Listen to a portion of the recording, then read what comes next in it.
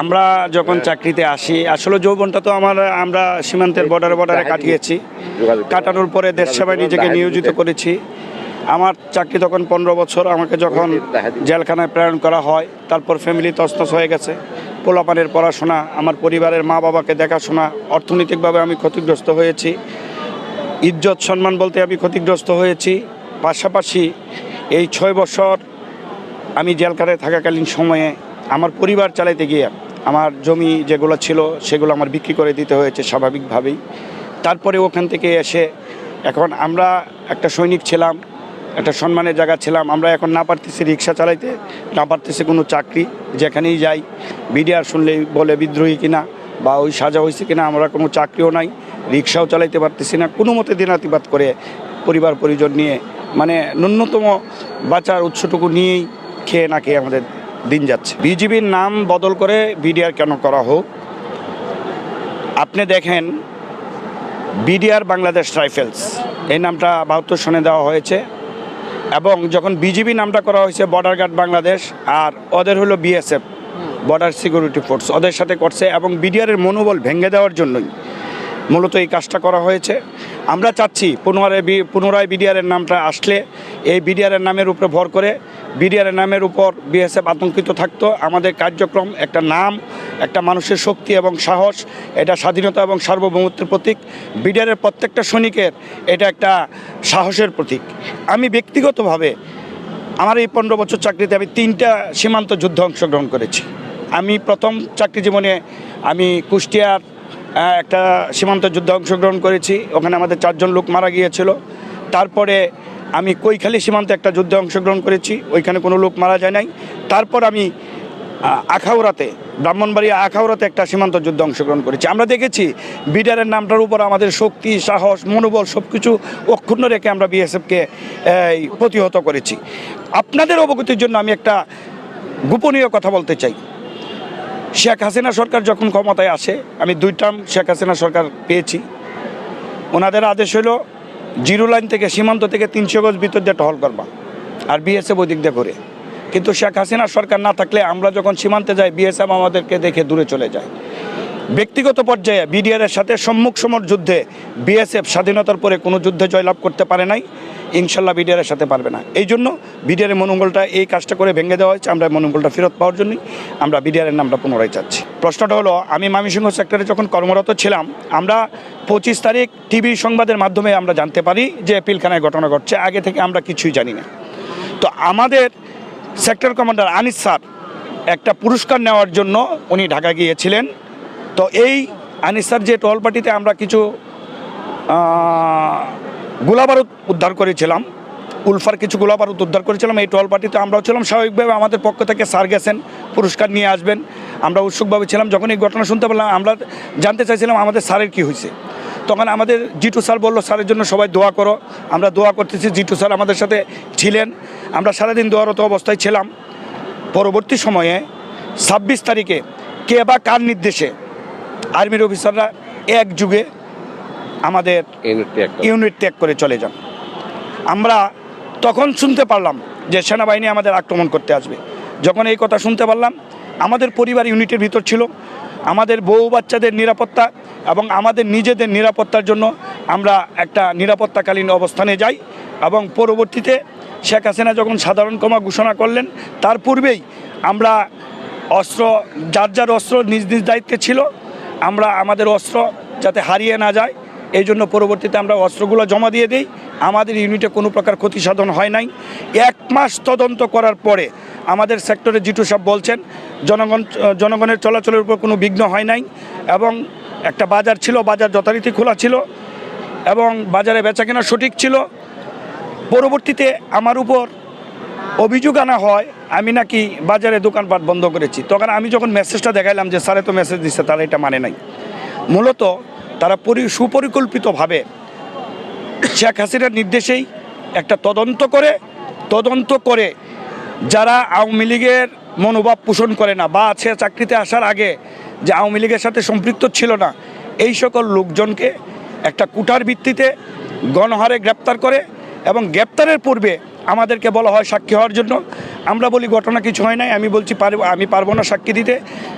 ঘটনার পূর্বে আমাকে রাষ্ট্রদ্রোহ মামলায় গ্রেপ্তার করা হয়, বিডিআরের কোনো বিদ্রোহ কাজে গ্রেপ্তার করা হয় না। পরবর্তী সময় আমার ওয়াইফ আমার বাইকে নিয়ে চাপ দেওয়া হয়, স্বীকারোক্তি দেওয়ার জন্য আমরা দেই নাই, এই জন্য রাগান্বিতভাবে ওনারা আমাকে 6 বছর জেল দেয়।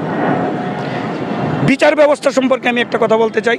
আপনারা জানেন, একজন সাক্ষী যখন সাক্ষী দেয় আসামির বিরুদ্ধে, সে দাঁড়ায় থাকে সাক্ষী দেয়, এবং আসামি পক্ষ এবং বাদী পক্ষ দুই পক্ষের আইনজীবী থাকে।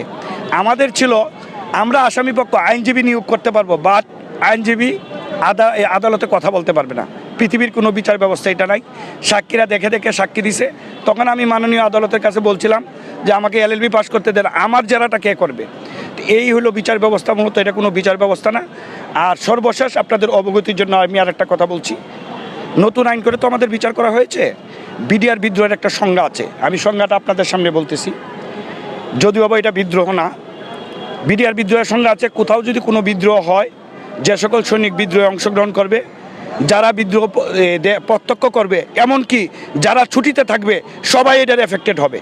আমার প্রশ্ন হলো, যদি বিদ্রোহ হয়ে থাকে, আমরা যদি জেল কেটে থাকি, তাহলে ওই দিন যারা ইউনিটে হাজির ছিল বা বাংলাদেশ রাইফেলসে যত সকল লোক হাজির ছিল, কেউ তো চাকরিতে থাকার কথা না, তাহলে আমাদের উপরে কেন এই অত্যাচারটা করা হলো?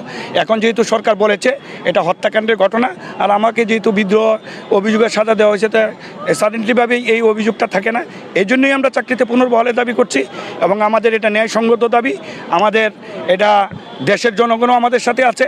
আপনি বাড়িতে গেলে একদম একটা রিক্সাওয়ালা থেকে শুরু করে সবাই বলে যে আপনারা পাবেন। ওনারা সরকারের প্রতি আমরা আহ্বান জানিয়েছি আমাদের চাকরি ফেরত দেওয়ার জন্য। আমি আরেকটা চ্যালেঞ্জ গ্রহণ করতে চাই, সরকার যদি মনে করে জনগণ আমাদের সাথে নাই, তাহলে গণভোট দেওয়া হোক। যদি গণভোটে আমরা চাকরিতে হেরে যাই, গণভোট দেওয়া হোক যে বিডিআরের চাকরি ফেরত দেওয়া হোক, পক্ষে হ্যাঁ না ভোট দেওয়া হোক। আমরা অবশ্যই শতকরা 90% লোকের, আওয়ামী লীগ দূষর ছাড়া 90% লোকের ভোটে আমরা আমাদের দাবিটা আদায় করতে পারি। বন্ধুরা আসসালামু আলাইকুম। বন্ধুরা, আপনারা শুনলেন তো, এই বিডিআর ভাই বলতেছেন যে উনি বিডিআর বিদ্রোহের সময় ডিউটিতে ছিলেন, আর সেই অপরাধ এর জন্য তাকে রাষ্ট্রদ্রোহ মামলায় গ্রেপ্তার করা হয়েছিল। একটা মানুষ যখন ডিউটিতে থাকে, তার এটা অপরাধ হয় কিভাবে? আর তাকে অপরাধী হিসাবে রাষ্ট্রদ্রোহ মামলায় গ্রেপ্তার করে তাকে 6 বছর জেলে আটকে রেখেছিল, এবং তার পক্ষে কোর্টে কোনো উকিল নিয়োগ দিলেও সেই উকিল কোর্টে কথা বলতে পারবে না, এমনটাই বলছেন এই ভাই। এই যে 6টা বছর তাকে আটকে রেখেছিল, তার পরিবার পরিজনকে চালানোর জন্য তার সকল সম্পত্তি বিক্রি করতে হয়েছে, তিনি ক্ষতির সম্মুখীন হয়েছেন। এখন সমস্ত ক্ষতিপূরণ দিবে কারা? বন্ধুরা, সমস্ত ক্ষতিপূরণ দিবে আওলিগাররা। আওলিগাররা যেহেতু ভারতীয়দেরকে বাংলাদেশের ভিতরে এনে বাংলাদেশের আর্মিদেরকে হত্যা করেছে, তারা তাদের পরিবার পরিজনের লোকদেরকে হত্যা করেছে, তাহলে আওলিগাররাই সমস্ত ক্ষতিপূরণ দিবে, এবং তাদের সমস্ত সম্পদ বিক্রি করে তারপরে এই ক্ষতিপূরণ মেটাতে হবে। আর আওলিগাররা যেহেতু ভারত থেকে বাংলাদেশের ভিতরে খুনিদেরকে এনেছিল, সেজন্য আওলিগাররা একটা রাষ্ট্রদ্রোহী কাজ করেছে, আর সেজন্য আওলিগারদের অবশ্যই বিচার করতে হবে। এবং ভারত যেহেতু তাদের লোক পাঠিয়েছিল এই বাংলাদেশের আর্মিদেরকে হত্যা করার জন্য, অবশ্যই ভারত একটা বাংলাদেশ বিরোধী চক্রান্ত করেছে, বাংলাদেশের স্বাধীনতা বিরোধী একটা চক্রান্ত করেছে। তাই অবশ্যই ভারতকে এর জন্য ক্ষমা চাইতে হবে, এবং ভারতের সাথে সকল রকম সম্পর্ক ছিন্ন করতে হবে বাংলাদেশকে। তা না হলে বাংলাদেশের স্বাধীনতা সার্বভৌমত্ব হুমকির মধ্যে থেকে যাবে। আর বাংলাদেশ ভারত থেকে যত ধরনের মালামাল আমদানি করে, সেই আমদানি বন্ধ করে দিতে হবে।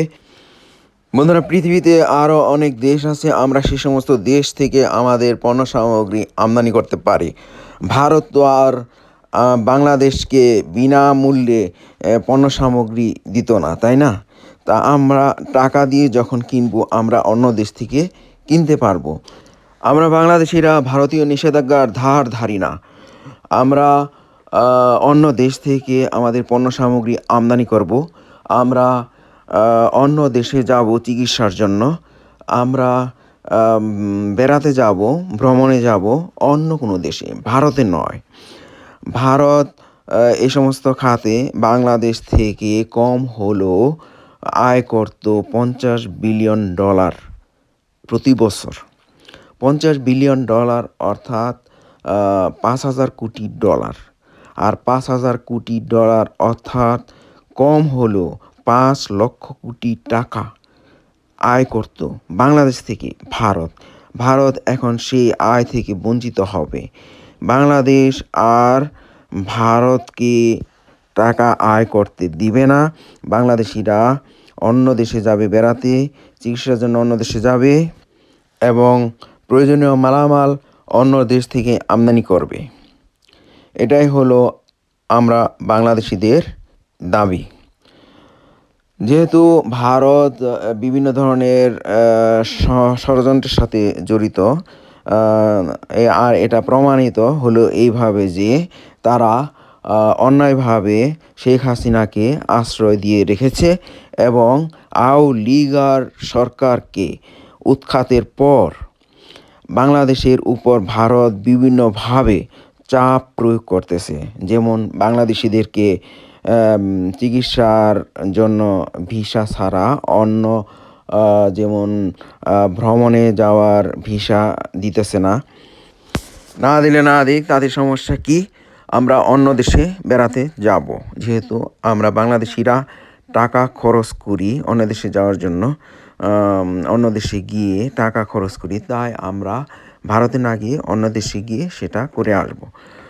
তো এই সমস্ত তাদের বিভিন্ন কার্যকলাপ প্রমাণ করে যে তারা বাংলাদেশের স্বাধীনতা বিরোধী চক্রান্তে লিপ্ত আছে। এই তো মিস্টার নরেন্দ্র মোদী কয়েকদিন আগে ট্রাম্পের সাথে যা আলাপ করে আসছেন। ট্রাম্প তাকে মুখের উপর বলে দিয়েছেন যে মিস্টার নরেন্দ্র মোদী যেহেতু দীর্ঘদিন ধরে বাংলাদেশ নিয়ে কাজ করতেছেন, তাই আমি এই ব্যাপারটা নরেন্দ্র মোদী সাহেবের উপরই ছেড়ে দিলাম। অর্থাৎ ট্রাম্পও জানেন যে ভারত বাংলাদেশের স্বাধীনতায় বিশ্বাসী না এবং বাংলাদেশের স্বাধীনতা বিরোধী সকল ধরনের চক্রান্তমূলক কার্যকলাপে লিপ্ত আছে এই নরেন্দ্র মোদী। তাই বাংলাদেশিদেরকে অবশ্যই স্বাধীনতা সার্বভৌমত্ব ধরে রাখার জন্য অন্যান্য শক্তিশালী দেশের সাথে অবশ্যই যোগাযোগ রক্ষা করে চলতে হবে। তা না হলে ভারত যে কোনো মুহূর্তে হামলা চালায়া বাংলাদেশকে দখলে নিয়ে নিতে পারে হায়দ্রাবাদ এবং সিকিমের জন্য। তো বন্ধুরা, বাংলাদেশের বিজয় হোক, আমরা বলবো বিজয় বাংলাদেশ। বাংলাদেশের ভিতরে আর জয় বাংলা স্লোগান চলে না, কারণ জয় বাংলা স্লোগানটা হলো সেই দেশ ভাগের আগে 1947 সালের আগের একটা স্লোগান। যারা এখন স্বাধীন বাংলাদেশের ভিতরে জয় বাংলা বলবে তারা অবশ্যই অপরাধী হিসাবে গণ্য হবে। যেহেতু এখন আর সেই 1947 সালের আগের বাংলা নাই, তাই আমরা স্বাধীন বাংলাদেশের ভিতরে জয় বাংলা বলে এটা প্রমাণ করব যে আমরা বাংলাদেশের স্বাধীনতায় বিশ্বাস করি না। আর যারা এটা বলবে তারা অবশ্যই সেই 1947 সালের দেশভাগের আগে যখন পূর্ব বাংলা পশ্চিম বাংলা ছিল ওই সময়ের অবস্থায় আছে বলে প্রমাণ করে দিতেছে। তবুও তাই বন্ধুরা, আমরা বাংলাদেশের ভিতরে আর জয় বাংলা বলতে দিব না। আর এই স্লোগান যারা দিবেন তারা হবেন বাংলাদেশের স্বাধীনতা সার্বভৌমত্ব বিরোধী একটা রাষ্ট্রদ্রোহী লোক আর কি, রাষ্ট্রদ্রোহী দলের বলে গণ্য হবেন। অবশ্যই তারা অপরাধী বলে গণ্য হবেন। আর বঙ্গবন্ধু শব্দটা হলো সেই 1947 সালের আগের একটা কথা। বঙ্গ যে সময় পূর্ববঙ্গ পশ্চিমবঙ্গ ছিল, অর্থাৎ পূর্ব বাংলা পশ্চিম বাংলা, ওই সময় যারা পূর্ব বাংলা পশ্চিম বাংলা অর্থাৎ পূর্ববঙ্গ পশ্চিমবঙ্গের জন্য ভালো কাজ করতেন তাদেরকে বলা হতো বঙ্গবন্ধু। তো এখন বাংলাদেশ তো স্বাধীন, এখন আর সেই বঙ্গ নাই বা সেই বাংলা নাই 1947 সালের আগের। তাই এখন আর বঙ্গবন্ধু বলা ঠিক হবে না, এখন বলতে হবে বাংলাদেশ বন্ধু। সুতরাং যারা বলবেন বঙ্গবন্ধু তারাই হবেন সেই 1947 সালের আগের মানুষের মতো, অর্থাৎ তারা 1947-এর আগে চলে গেছেন আর কি। তারা বাংলাদেশ বন্ধুতে বিশ্বাস করেন না। এখন কথা হলো বাংলাদেশ বন্ধু কারা? যেমন বাংলাদেশ বন্ধু হইল যারা এই ছাত্র আন্দোলনের সময় প্রাণ দিয়ে বাংলাদেশকে রক্ষা করলো, তারাই বাংলাদেশ বন্ধু। তাই আমরা তাদের সম্মানার্থে এখন আমরা বলবো বাংলাদেশ বন্ধু। আর তাই আমরা আর জয় বাংলা বলবো না, বলবো বিজয় বাংলাদেশ। আর বঙ্গবন্ধু বলবো না, বলবো বাংলাদেশ বন্ধু। বাংলাদেশ বন্ধু যারা বাংলাদেশের স্বাধীনতায় বিশ্বাস করে তারাই বাংলাদেশ বন্ধু। সুতরাং আমরা এখন যারা বাংলাদেশের স্বাধীনতায় বিশ্বাস করি, স্বাধীনতা সার্বভৌমত্ব ধরে রাখার জন্য কাজ করতেছি, তারাই বাংলাদেশ বন্ধু। এই হিসাবে আমিও বাংলাদেশ বন্ধু, এই হিসাবে ডক্টর ইউনূস সাহেবও বাংলাদেশ বন্ধু, এই হিসাবে আরও যারা আছেন স্বাধীনতার পক্ষের লোক তারাই বাংলাদেশ বন্ধু। তো বন্ধুরা সবাই ভালো থাকুন এই প্রত্যাশায়। আল্লাহ হাফেজ, আসসালামু আলাইকুম ওয়া রাহমাতুল্লাহ। বিজয় বাংলাদেশ। আসুন আমরা সবাই বাংলাদেশ বন্ধু হয়ে যাই। আল্লাহ হাফেজ, আসসালামু আলাইকুম।